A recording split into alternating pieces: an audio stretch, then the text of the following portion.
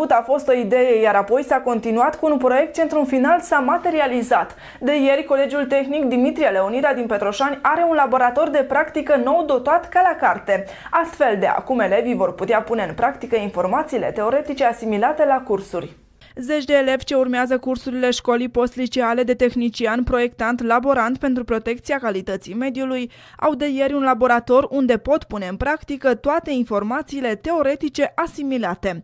Laboratorul aflat la Colegiul Tehnic Dimitrie Leonida din Petroșani a luat ființă prin participarea unității de învățământ la un concurs de idei intitulat Țara lui Andrei. Acest laborator a fost conceput pentru a putea desfășura activitățile practice, laboratoarele, pentru acei elevi înscriși la școala postliceală, tehnician proiectant, laborant pentru protecția calității mediului, pentru a se confrunta cu ceea ce găsesc ei în practică. Deci să nu fie doar noțiuni teoretice, ei să-și poată însuși și acele abilități practice de care au nevoie în meserie. Proiectul a fost scris de doamna profesor de geografie Carmen Damian, în cadrul competiției de proiecte idei din Țara lui Andrei.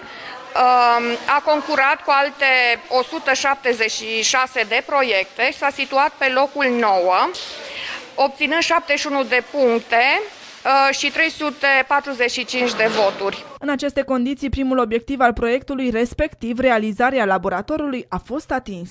Obiectivele proiectului sunt sau au fost, pentru că deja unul dintre obiective este aproape încheiat, acesta, prin care am transformat sala de clasă numărul 16 într-o sală în care se vor desfășura aceste experimente de practică pentru elevii din învățământul post-liceal.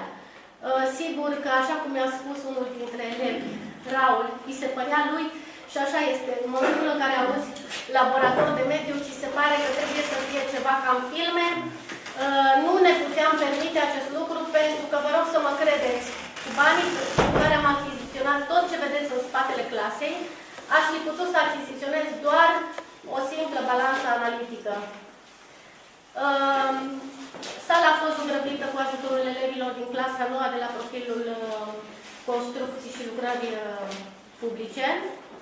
Am achiziționat 90% din materiale, urmând ca următorul obiectiv foarte important, acela prin care elevii să capete competențe pe care le vor folosi ulterior, lucrând ca laboranți pentru protecția mediului.